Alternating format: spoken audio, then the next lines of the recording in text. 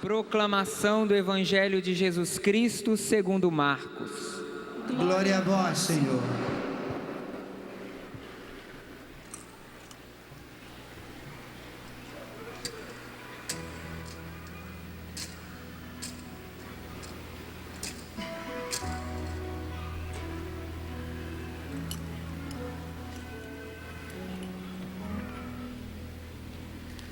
Naquele tempo, Jesus saiu de novo da região de Tiro, passou por Sidônia e continuou até o mar da Galileia, atravessando a região da Decápole. Trouxeram então um homem surdo que falava com dificuldade e pediram que Jesus lhe impusesse a mão. Jesus afastou-se com o homem para fora da multidão e em seguida colocou os dedos nos seus ouvidos, cuspiu e com saliva tocou a língua dele. Olhando para o céu, suspirou e disse: Éfata, que quer dizer abre-te. Imediatamente seus ouvidos se abriram, sua língua se soltou e ele começou a falar sem dificuldade. Jesus recomendou com insistência que não contasse a ninguém, mas quanto mais ele recomendava, mais eles divulgavam. Muito impressionados, diziam: Ele tem feito bem todas as coisas, aos surdos faz ouvir e aos mudos falar. Palavra da salvação. Glória a vós, Senhor.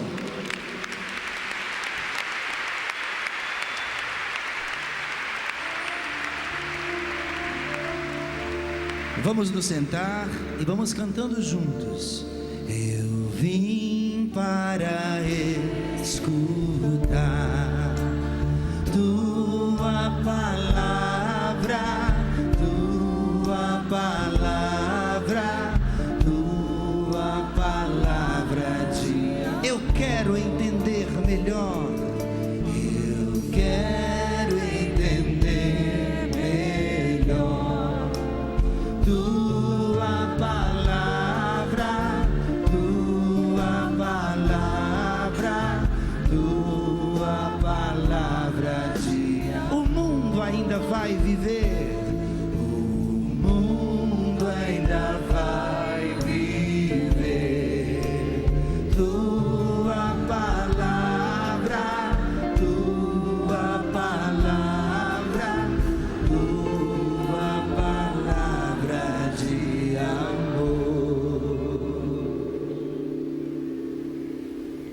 Que liturgia sugestiva para o dia de hoje, quando nós temos essa palavra interessante de São Tiago, tão prática, motivando um comportamento, sugerindo um jeito de ser gente.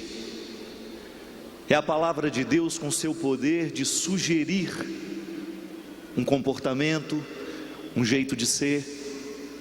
Padre Hamilton ainda brincava, né, enquanto a gente ouvia: São Tiago é fogo.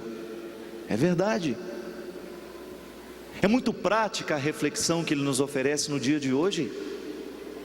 Quando você estiver para receber as pessoas para uma festa, cuidado para não ficar dando atenção demais àquele que está bem vestido, com anel de ouro no dedo, com aquele que é muito importante. Presta atenção. Em outras palavras, não se prenda aos aspectos da exterioridade. Seja alguém capaz de ir a fundo, de ultrapassar os limites do que a aparência pode sugerir, porque as aparências enganam, já diz o ditado popular. O hábito não faz o monge, e por aí vai. É a palavra de Tiago querendo nos mostrar e nos apontar para o único caminho que deve ser seguido dentro da igreja: a pessoa de Jesus. Porque Tiago não aprendeu isso com outra pessoa senão com Jesus, que fez da sua experiência humana e divina um constante aprendizado, um constante ensinamento. Não se prenda àquilo que é exterior. A religião que Jesus ensina é outra. A religião que Jesus sugere é a da profundidade, é a do coração, é da intenção que mora ali dentro, é de um coração que não pode ser visto de qualquer jeito. Porque se Jesus fosse um homem que olhava as pessoas de qualquer jeito, ele não poderia fazer o que fez, ele não poderia ser quem foi. Jesus era um homem de olhar profundo, ele não se prendia nas exterioridades. E é por isso que nós estamos salvos, minha gente, porque ele não se prende naquilo que os olhos mostram, mas ele vai lá no fundo do coração e identifica a única causa que verdadeiramente pode nos condenar ou nos salvar: o coração que a gente tem. Outra coisa não te salva nem te condena, é aquilo que você move dentro do seu coração, na linguagem metafórica, é aquilo que gera o seu jeito de ser. E hoje a palavra de Deus está diretamente conectada a um momento em que Jesus liberta um ser humano da surdez e usa de uma palavra maravilhosa que tem um significado profundo, que quer dizer: abra-te, não continue fechado. E aí eu faço a ligação. Este jeito de ser que pode lhe condenar ou pode lhe salvar, precisa estar configurado ao coração de Jesus, e nada mais importa.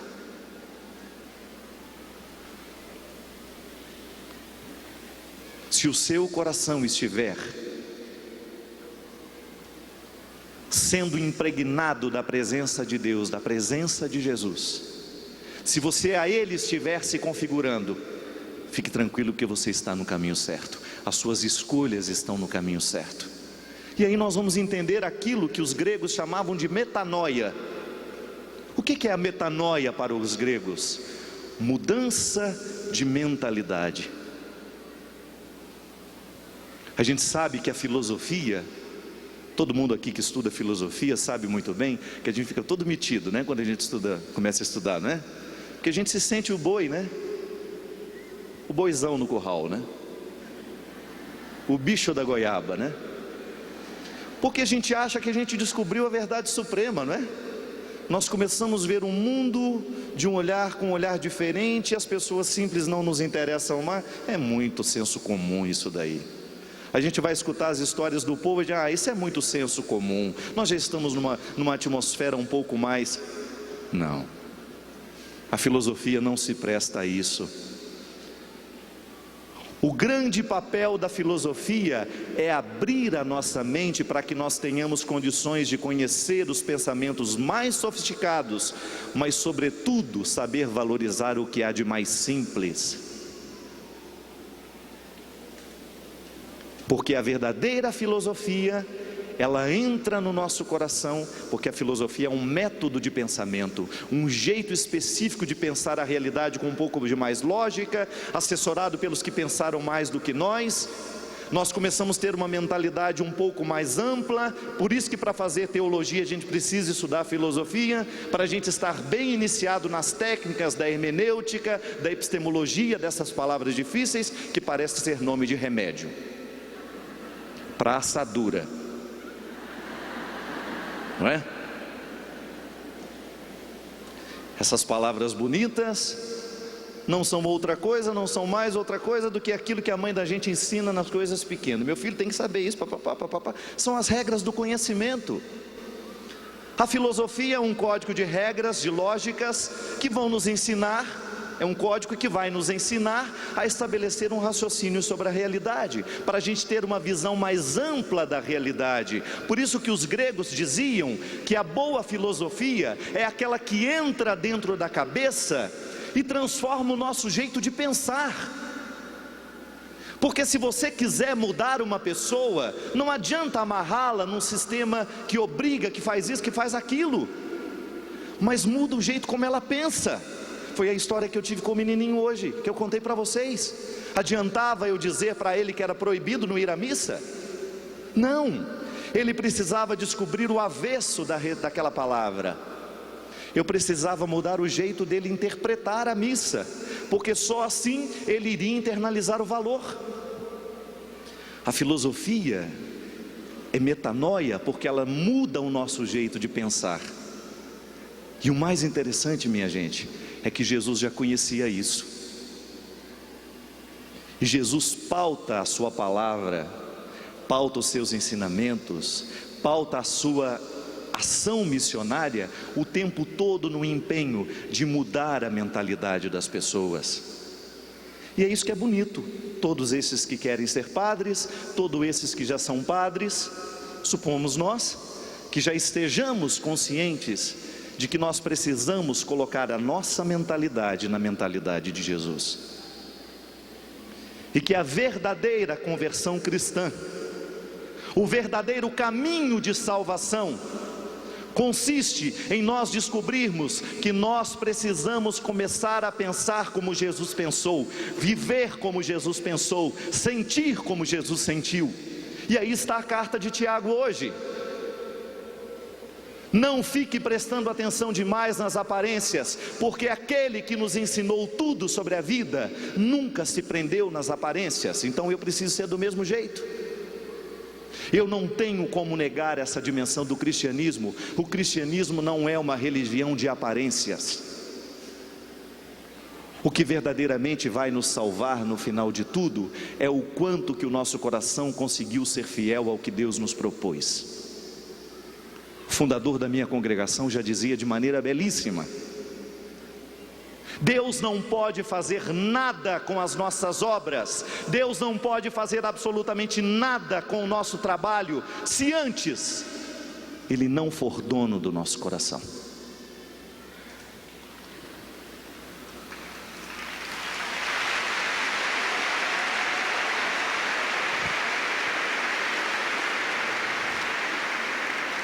Quantas vezes nós nos equivocamos na vida, achando que Deus quer o nosso trabalho? Quantas vezes na vida, minha gente, eu achei que Deus verdadeiramente queria o meu trabalho, que Deus queria que eu viajasse tanto para fazer isso, para fazer aquilo, para realizar isso, realizar aquilo, quando de repente Deus foi estreitando dentro de mim uma compreensão de que nada disso, absolutamente nada disso tem valor se Ele não tiver uma vez comigo dentro do meu coração, na minha intimidade. Se Ele não tiver chance na minha vida, não adianta a minha missão ser grande, não adianta a sua missão ser grande. Às vezes Deus nos coloca juntos para trabalhar, não é por causa do serviço que a gente vai realizar, não. É por causa daquilo que vai acontecer entre nós, as brigas, confusão. Não é verdade? Quantas vezes você falou assim: ah, eu não volto naquele lugar lá não, só tem gente que não presta. Mas é por isso que você tem que estar lá. Porque se você abrir mão disso, você também continua não prestando. Ou às vezes você vai embora é porque você é o que não presta mais.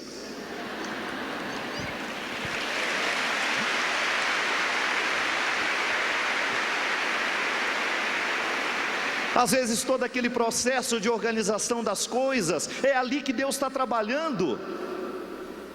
Os membros da Canção Nova, o quanto que vocês se desdobram para que este centro de evangelização esteja cheio. Quanto trabalho, meu amigo, nos bastidores. O acampamento começou para vocês lá, e às vezes vocês não têm nem tempo de viver a graça do que é isso daqui.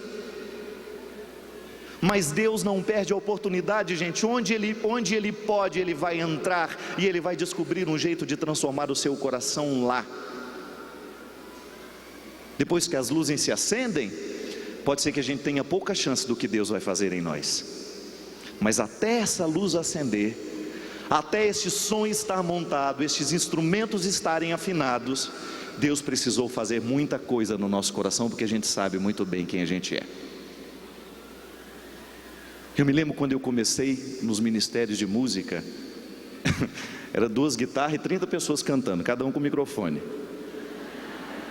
E a gente ficava olhando bravo um para o outro. O microfone dele está mais alto, o microfone dele está mais... Porque o que Deus precisava realizar em nós não era o nosso canto, mas era a simplicidade de descobrir o nosso lugar ali. Quando você tem uma pessoa aborrecida demais do seu lado, né? Como é difícil conviver com isso, meu amigo, é o seu lugar. Ninguém prometeu que seria fácil. É a palavra de Tiago hoje, cuidado. Cuidado, porque você pode viver um contexto de escolhas que não são cristãs. Cuidado, porque você pode viver um jeito, você pode entrar dentro de um ritmo de vida que aparentemente é cristã, mas por dentro, nos avessos, as linhas são outras. O que sustenta o seu motivo de estar ali nem sempre é cristão. E às vezes Deus não quer trabalhar o bonito do tecido, viu? É aqui que precisa ser feito. É no avesso da nossa vida. É no avesso da nossa vida. E não foram poucas as vezes em que Deus me deu a oportunidade de me recordar isso. Não foram poucas as vezes. Já contei para vocês, volto a dizer. Quando fui ordenado, minha ordenação foi uma festa. O Ricardo estava lá. Todos os cantores da música católica estavam lá. E um padre muito sábio disse para mim uma semana antes de me ordenar: Fábio, eu não terei como estar na sua ordenação, mas eu sei que ela vai ser badalada. Então, na hora que você celebrar a sua primeira missa, esqueça todos os convidados que estarão lá. Olha só para Jesus e diga para Ele assim: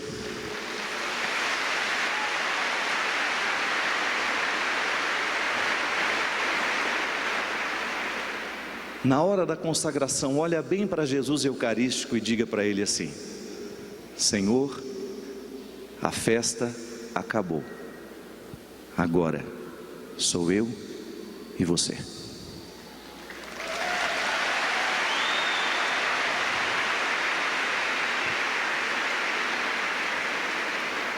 Minha gente, não tem outro jeito. A nossa vida vai entrando num funil que de repente a gente chega lá, e agora? Sou eu e a minha escolha. O que restou do Deus que eu anunciei a todo mundo? O que ficou para o meu coração, a vida missionária que eu vivi?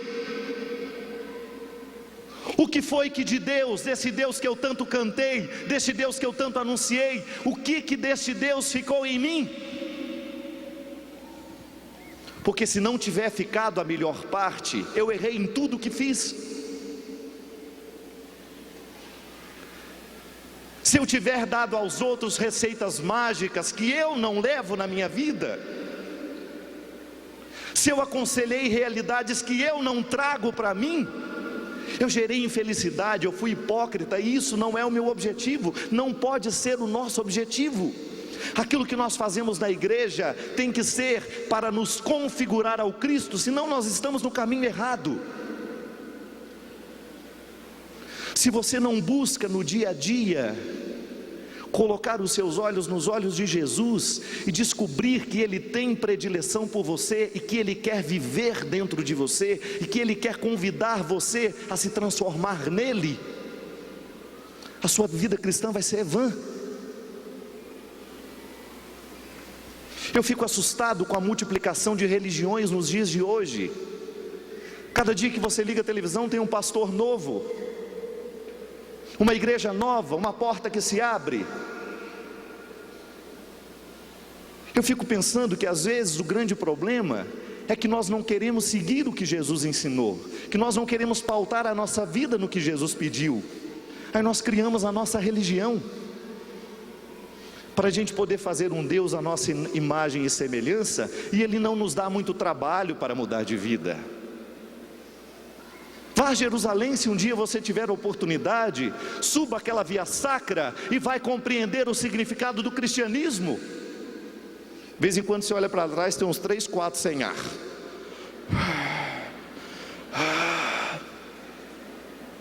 É o retrato do cristianismo, meu amigo. Se não tiver força, não sobe. Molenga? Vai ficar mesmo.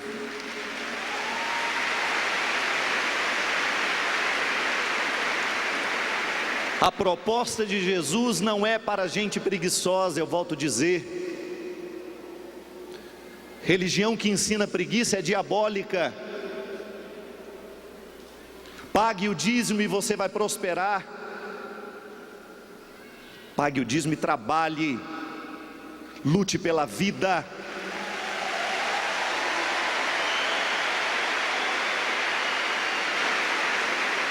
Não compreenda o sagrado como um banco em que você vem retirar os seus benefícios, não. O nosso amor a Deus tem que estar acima de qualquer coisa. A teologia da retribuição, essa não pode permanecer no nosso meio. O nosso amor a Deus tem que ser fruto de gratuidade, e aquilo que nós damos a Ele tem que ser fruto de gratuidade. Caso contrário, isso é mercantilismo, é troca.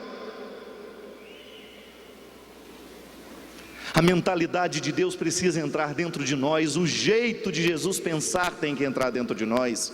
Nós não podemos mais admitir, minha gente, que a gente vá configurando o nosso coração aos poucos à mentalidade deste mundo, como nós dizíamos aqui hoje, que nos oferece todas as escolhas podres e estragadas, e nos fazem pensar que isso é bonito, que isso é santo, que isso é saudável. Quando você percebe que você tem uma mídia, que você tem muitas vezes um canal de televisão, que você tem uma série de realidades, seja na internet, seja nos rádios, seja nos veículos abertos, que não estão nem um pouco comprometidos com aquilo que você considera valor. A pornografia, a pedofilia, situações vergonhosas que estão dentro da nossa casa e que muitas vezes nós não sabemos, porque nós ainda não estamos dispostos a escolher. A pior coisa que tem, minha gente, é você convidar uma pessoa que não tem vontade própria para jantar. E aí, vamos jantar? Vamos. O que você quer comer? Qualquer coisa. Qualquer coisa? Tá. Mas onde que a gente vai? Qualquer lugar. Não dá. Dá trabalho. É igual a pessoa: padre, você precisa resolver o meu problema. Não, minha filha, o problema é seu. Eu não vou resolver problema seu.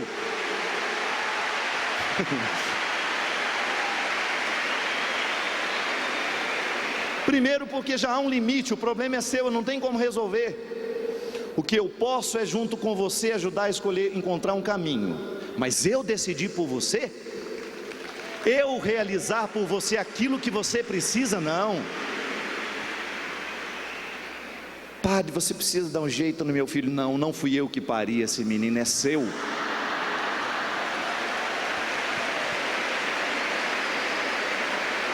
Fala com ele para mim. Falo só depois que você tiver falado primeiro. A responsabilidade primeiro é sua. Não dá mais para viver assim, gente. Nós não estamos querendo escolher, nós queremos que o outro escolha por nós. Esta mentalidade que a carta de Tiago sugere, unida à palavra de Jesus, que manda abrir os ouvidos para que ele ouça, é para cada um de nós que precisamos abrir os nossos ouvidos, abrir a nossa mentalidade, mas para o Cristo. Configurar a nossa mentalidade ao Cristo, fazer a palavra de Deus ser uma constante na nossa vida, ser homens e mulheres de oração, homens e mulheres de busca, que fazem do bem uma escolha de toda hora, de todo instante. Não há outro jeito. Religião que infantiliza, nós não iremos pregar. Religião que faz mágica na nossa vida, nós não iremos ensinar. O cristianismo não é mágica. O cristianismo é comprometimento social. A escatologia que nós prometemos para o futuro já está sendo vivida agora. O céu ou o inferno está sendo construído agora. E esta é a consciência que precisamos ter.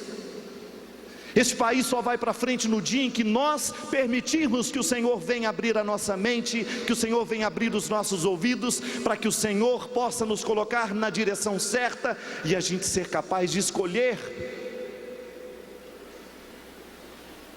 E não adianta você dizer: eu não quero. Eu serei adepto de uma religião em que Deus faz tudo por mim? Esqueça.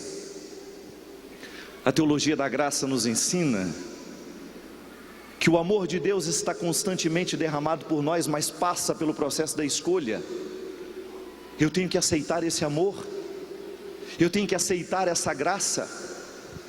E é por isso que, se você não faz a faxina dessa mentalidade, se você não começa a identificar dentro de você o que desta mentalidade diabólica está dentro da sua cabeça e do seu coração, se você não começa a jogar isso fora, você vai se transformar num instrumento diabólico e vestindo camisetas cristãs. Você vai agir em nome do diabo, tendo o crucifixo no peito. Cuidado. O crucifixo que tem que estar no peito tem que estar antes gravado dentro de você. É na sua alma.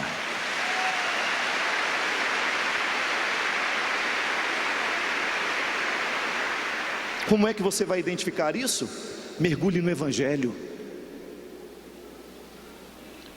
Mergulhe no Evangelho que mostra as escolhas de Jesus. Não tem como errar, minha gente. As escolhas dele estão aqui. É você pegar a Sagrada Escritura e você vai descobrir o que Jesus escolhia, o que Jesus falava, o que Jesus aconselhava. Não é regra, não é mágica, é ensinamento, é doutrina que a gente precisa trazer para a nossa vida e começar a desdobrar isso em atitudes, porque senão nós não vamos chegar a lugar nenhum. Nós vamos nadar, mas nós vamos morrer na praia. E volto a dizer, a salvação e a condenação, ambas passam pelo contexto das nossas escolhas. Hoje você escolhe o que te salva ou o que te condena. Você, antes de dormir, você vai levar para a cama o que te salva ou o que te condena. Você vai dar as mãos a quem te salva ou a quem te condena. Um médico chega para você e diz: ou você para de fumar, ou você morre. Você que escolhe. Aí eu não consigo parar. Então morre.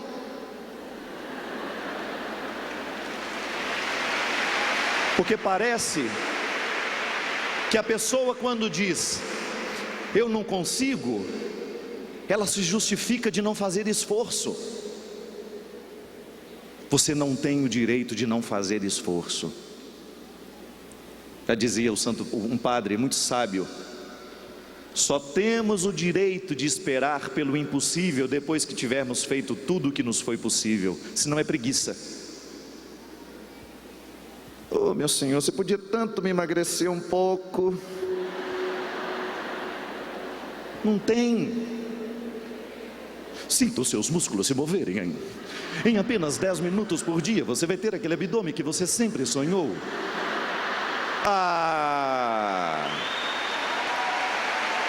Não é possível. Não é? Aí a pessoa fica com aquele balde de Fanta e de pipoca no sofá, sentindo seus músculos se mexendo maravilhosamente. E mais, se você compra esse aparelho, você vai receber esse conjunto de cápsulas. E a gente ganha tanta coisa e tudo cabe debaixo da cama. Já observou? Todos os produtos são dobráveis e cabem debaixo da cama. Aí já aproveita e vende uma cama dessa altura para caber tudo que a gente comprou. Minha gente, essas soluções mágicas, elas são frutos dessas realidades modernas. Às vezes eu penso que esse povo pensa que a gente é idiota. Aí mostra, né, aquela mocinha com aquele abdômen trincado, aquele rapaz, e a gente acha que é aquele aparelhinho. Vai contar mentira para outro, né? Porque para mim não. Muitas vezes as mesmas fórmulas nós queremos religiosas. Essas fórmulas do mercado que são mentirosas, muitas vezes são ofertadas também de maneira religiosa. Deposite esse valor que está aparecendo aí. E você vai ver a sua prosperidade acontecer.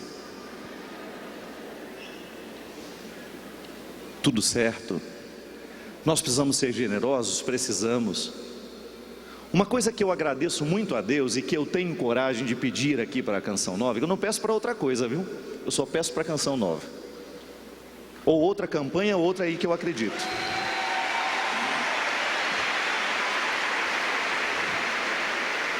É que o povo da Canção Nova pede, sem te prometer nada, senão outra coisa. A única coisa que nós prometemos aqui: a televisão, nem o rádio, nem a internet não vão sair do ar. É a única promessa que nós fazemos, não é?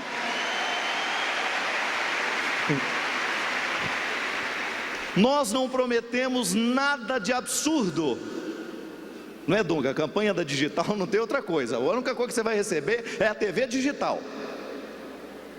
Só que nós acreditamos que quando você está em casa, você acompanha o Sorrindo para a Vida, você reza, quando você assiste o PHN, Trocando Ideias, a escola do professor Felipe, quando você vai sorvendo aos poucos uma palavra que tem o poder de entrar na sua mente e transformar o seu coração, aí a gente descobre que a melhor recompensa que nós podemos oferecer é a salvação que entra na sua casa através do seu ouvido.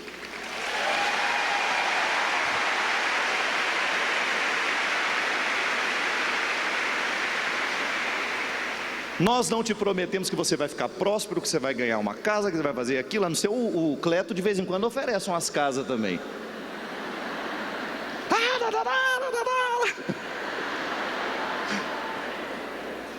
Mas nós não prometemos absolutamente nada que nós não podemos fazer. Você sabe por quê?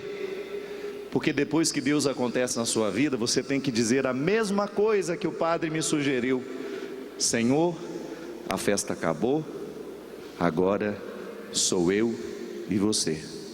Diga ao povo que eu fico. Não é?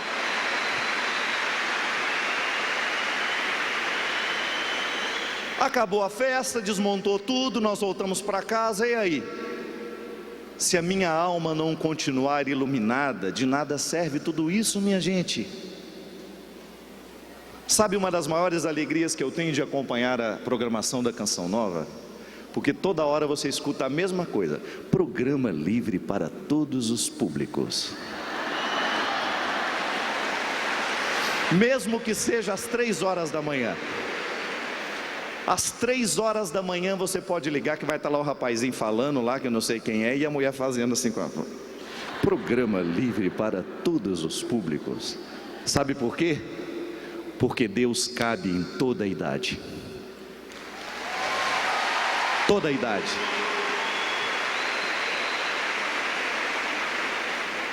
E tantas iniciativas cristãs pelo mundo, que estão 24 horas dando o sangue pelo Evangelho, minha gente. Eu fico pensando na ação maravilhosa desta igreja, pelas paróquias afora, com os padres presidindo as suas missas todos os dias, as pastorais que funcionam, mesmo de maneira precária. Eu me lembro que quando eu trabalhava na zona rural, lá em Taubaté, às vezes a gente tinha umas equipes de canto que tinha vontade da gente chorar. Meu Pai de misericórdia, quando começava aquele violão eu pensava: o inferno vai baixar aqui agora. Mas eu pensava isso à luz da minha vaidade. Aí uns 2, 3 vezes que eu fui, eu descobri que aquele violão afinado não está nem desafinado, não está nem aí para aquele povo quer rezar. Eu, com meu enjoamento, fazia a postura antipática da carta do Tiago ali. Meu Deus, como é que pode? Como é que pode? Deus age como e onde quer.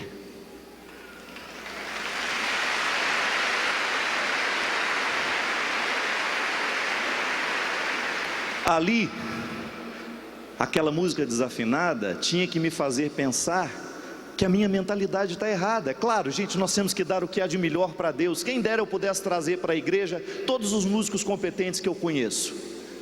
Eu fico vendo esse ministério tocando, aquela menina cantando o salmo responsorial, a gente não tem vontade que acabe. Mas lá na sua paróquia não tem tudo isso, mas tem a Eucaristia do mesmo jeito. Lá o seu motivo tem que ser o mesmo de estar aqui. De vez em quando Deus nos dá a graça de um arroz com feijão, couve e carne, mas na maioria das vezes é arroz, feijão e acabou.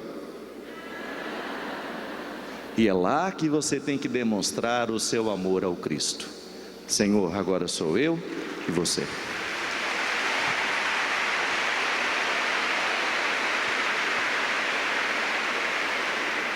Esse ouvido tem que ser aberto, minha gente. A sua mentalidade, a minha mentalidade, nós precisamos transformar tudo isso. Porque senão nós vamos fazer a nossa religião, o nosso segmento de Jesus, uma coisa qualquer, e não pode ser uma coisa qualquer. Tem que ser envolvimento. Presta atenção em Jesus e não despregue os olhos dele. É o caminho que a igreja nos oferece. É a maior riqueza que a igreja tem a oferecer ao mundo. É o Cristo. E esta é a vigilância que a própria igreja precisa viver dia e noite, que movida na ação do Espírito, mas comandada por homens, ela não pode se desprender do compromisso de entregar o Cristo ao povo, através dos sacramentos, através da palavra, através da caridade, através do exemplo, através da vida. Cada um entrega Jesus como pode. Eu lhe entrego Jesus através do meu ministério assumido. Os padres nos entregam Jesus a partir do ministério assumido. Vocês nos entregam Jesus através da música. A irmã lá no hospital agora está entregando Jesus ao paciente que ela está cuidando através do serviço dela, trocando fraldas naquele paciente que não tem condições de levantar para ir ao banheiro.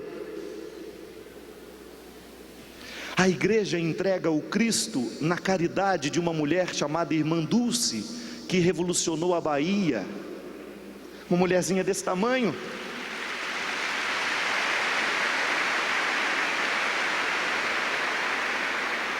A igreja entrega o Cristo através de sacerdotes com brilhantes talentos, como foi Padre Antônio Vieira, um excelente pregador. A igreja nos entrega o Cristo através de um homem chamado João Paulo II, que até os últimos momentos da sua vida esteve à frente desta igreja.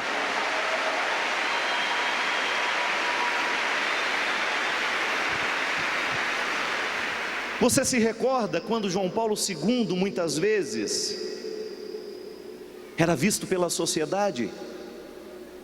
Quantas vezes eu escutei: que absurdo, este homem tinha que ter coragem de renunciar, ele está agonizando em público. Não entenderam nada. João Paulo II trazia no coração a consciência de que, passado o tempo de sua utilidade na igreja, restara-lhe o tempo do seu significado. Ele era o Papa, mesmo caído na cama, mesmo doente, ele era o Papa, e a sua missão seria levada até o final. Ele nos entregaria o Cristo através do exercício da sua autoridade, do seu ministério. Ele é o Papa, ele é o legítimo representante de Cristo na terra. Ele está à frente da igreja de Cristo, ele não vai esmorecer na sua missão. Ele está agonizando em público. O chefe dele morreu também agonizando e não desistiu.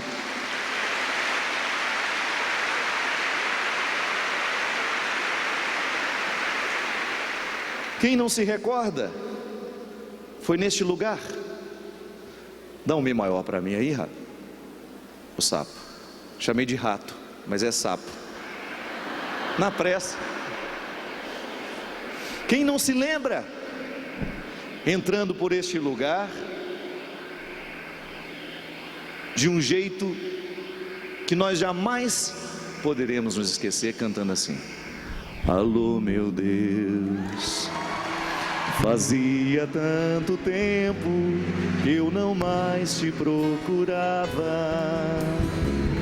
Alô, meu Deus, senti saudades suas e acabei voltando aqui. caminhos e como as andorinhas eu vim fazer meu ninho em tua casa e repousar. Embora eu me afastasse e andasse desligado, meu coração cansado resolveu voltar. Eu não me acostumei nas terras onde andei. Eu não me acostumei nas terras onde andei. Isso é lindo. Sabe o que o Padre Léo veio naquele dia fazer? Morrer diante dos nossos olhos. Ele não nos escondeu nada. Eu convivi com o Léo. Eu vi o que o Léo tinha de pior. E ele não tinha medo de mostrar o que ele tinha de pior. Um homem que sempre viveu em público, por que não morreria em público também? Ele veio nos recordar que o motivo dele estar aqui é que até o final dos seus dias ele iria pregar a mentalidade de Jesus.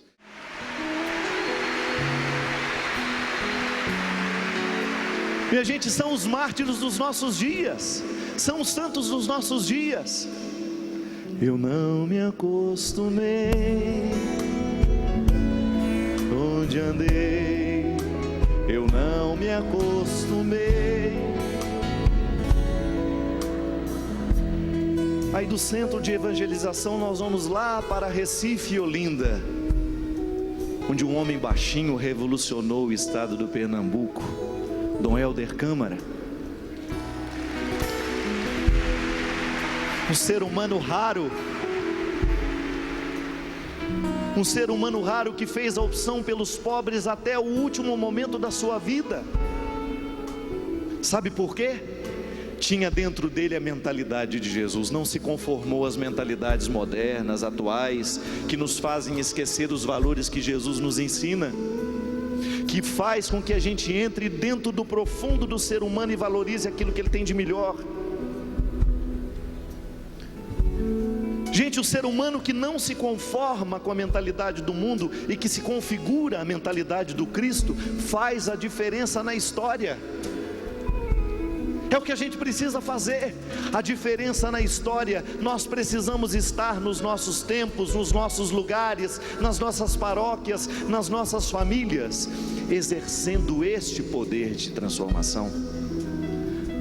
É na mentalidade que Deus tem que entrar, para que quem sabe um dia você tenha a graça de fazer o mesmo que o Léo fez. Ter a graça de criar uma comunidade maravilhosa, ter a graça de fazer a obra de Deus acontecer no coração dos miseráveis.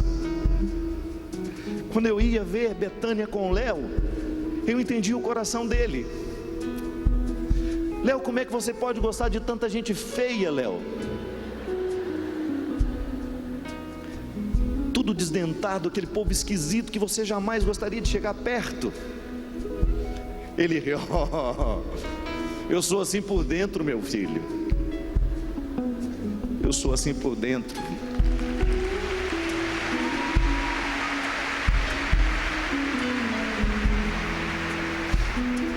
E quando a gente descobre que a gente também tem uma alma desdentada, que nós por dentro não somos tão bonitos, a gente começa a se aproximar das feiuras do mundo de um jeito diferente, sem tantos preconceitos. A gente começa a se aproximar da miséria do outro como um lugar de aprendizado. Quantas vezes, minha gente, o que há de pior e o de mais cruel dentro do processo religioso é isso.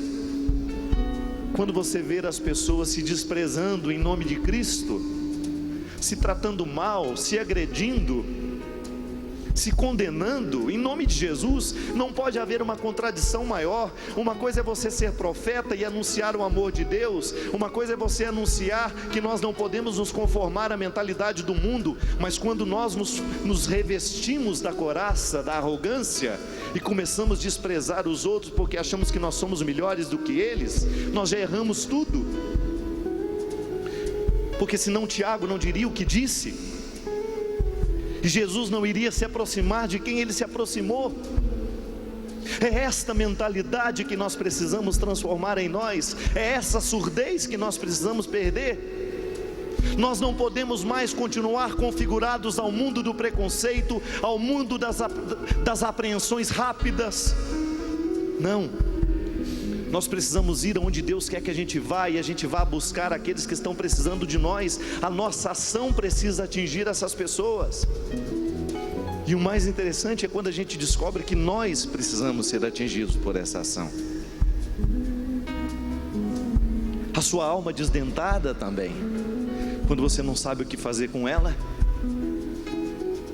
Uma vez eu encontrei uma mulher totalmente defeituosa, totalmente, o corpo todo retorcido, o rosto jogado já para trás, sofria de uma doença, de uma esclerose que foi atrofiando. Ela estava jogada numa cadeira, minha gente, e quando ela me viu, ela percebeu o meu desconcerto. Eu fiquei envergonhado com aquilo que ela me causava. Ela sorriu para mim e me disse assim: não se preocupe não, padre, é assim mesmo que os outros me encontram. O senhor não está sendo diferente não. Só uma alegria eu tenho de ser assim. Os meus maiores defeitos eu não tenho como esconder. Estão todos aqui.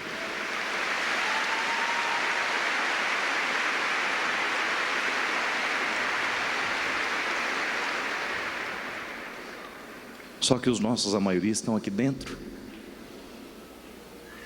Estão aqui dentro. A gente tem medo deles. A gente não sabe o que fazer com eles. Aproxime-se de Jesus. Jesus tinha predileção por gente assim. Essa história de amor é possível. Deixe cair tudo, que sobre apenas este momento, você diante do seu Senhor. É dele que você precisa. Prenda os seus olhos nele, esteja com ele, viva para ele, e permita que o Senhor venha lhe colocar nessa consciência. Permita que o Senhor mude a sua mentalidade. Seja um parceiro da bondade, seja um parceiro das coisas boas nesta vida. Descubra que esta Eucaristia pode ter repercussão dentro de você. Leve Deus para a sua casa. Leve Deus para a sua vida. É a única riqueza que a Canção Nova hoje tem a oferecer a vocês. É a maior riqueza que a igreja tem a oferecer ao mundo. É a pessoa de Jesus. Viva com Ele, viva nele, viva para Ele.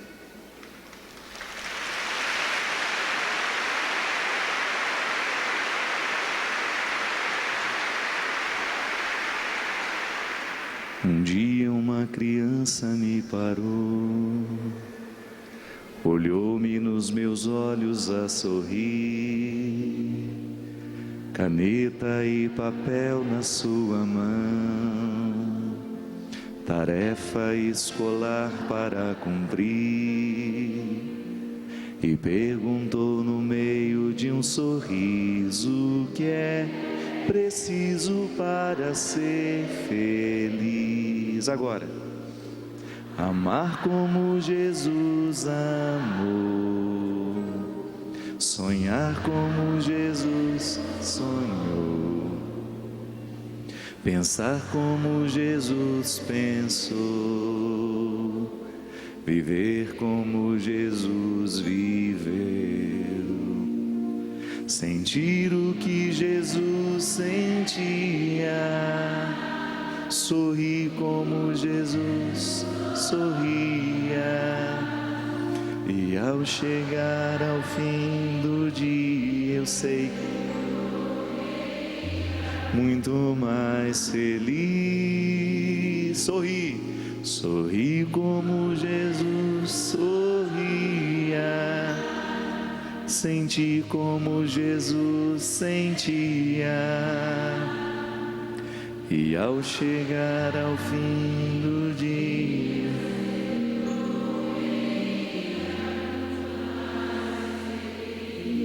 minha gente, tem uma coisa melhor nesse mundo que a gente dormir feliz?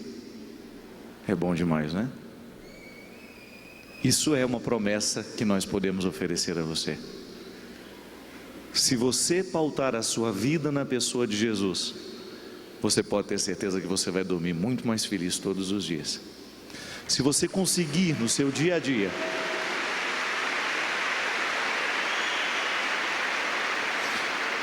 antes de você agir, como é que Jesus agiria se estivesse no meu lugar? Como é que Jesus falaria se estivesse no meu lugar? Como é que Jesus olharia se estivesse no meu olhar? É disso que nós estamos falando. É disso que nós estamos falando. Conversão, mudança de mentalidade, nos faz ser no dia de hoje Jesus de novo. É isso que nós queremos.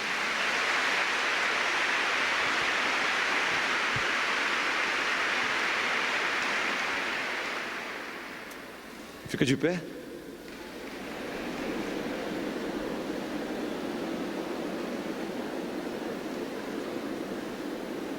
Dá uma rodada e olha todo esse lugar. Olha todo mundo que está por aqui. Olha isso.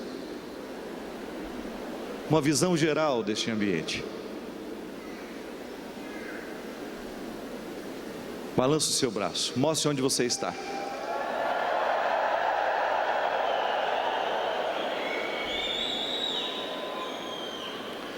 Você já imaginou o poder de transformação que nós podemos ter no mundo? Nós seremos esparramados pelo Brasil, voltaremos às nossas casas, e se a gente pudesse poder dizer, aonde cada um de nós chegar, Jesus chegará também. Aonde cada um de nós chegar, Jesus chegará também.